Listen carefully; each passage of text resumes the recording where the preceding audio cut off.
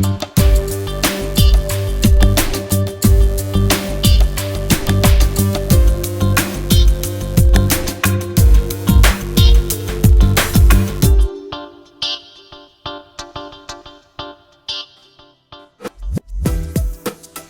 you're applying for a PhD at Sussex, you need to be thinking about three things. Firstly is your research proposal.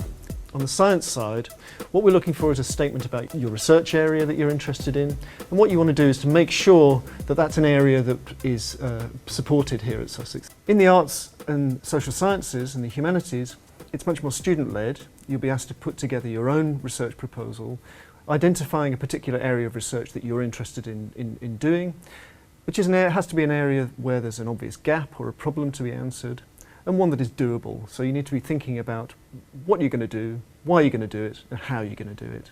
The second thing that we're interested in looking at is your personal statement. Now this is less to do with what you're going to do and more to do with why. The third thing that we're looking for is referees, and here you need to identify 2 referees who are capable of making a judgment about your academic abilities. Finally, make sure that your application is complete. Applications that aren't complete tend to get delayed, and that causes problems. The entry requirements for a PhD are very demanding and differ slightly depending on the subject area. For the arts and humanities and for the social sciences, we would expect a master's level qualification.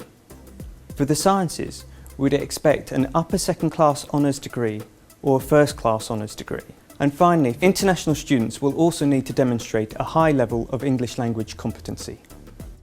When we're considering PhD applications, we're really looking at 2 things. Firstly is the quality of the applicant. We judge this by looking at, obviously, at your qualifications, but also looking at the references and at your personal statement. The second thing that we're making a judgment on is the quality of your research proposal. In the science side, this is to do with matching up your interests and what you've said about the research that you want to do with pre-existing research teams. In the arts and humanities and the social sciences, what we're looking at is thinking about whether that proposed research really does have the capacity to fill in the gaps of knowledge. To apply for a PhD, I basically started by scouring the web, finding out what was available. I spoke to friends. I had a friend who had studied at Sussex previously and recommended it. I then contacted the university through the website. Once I found the PhD I was interested in, I contacted the supervisor and was offered a position within 6 months. The research proposal was very important to my application. I had something in mind, and I researched it through books in the library and through online. And I then spoke to the university and checked whether that was something they thought was feasible. For other people looking for PhDs in science, I'd give them 3 points of advice. First of all, look at findaphd.com, find the supervisor and email them informally to get to know what they're like. And thirdly, make sure the city you're going to is one that you could find yourself living in with 3 to 4 years.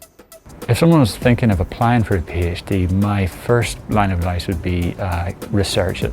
That's what you're here to do, so research as much as possible. The more you know, the better.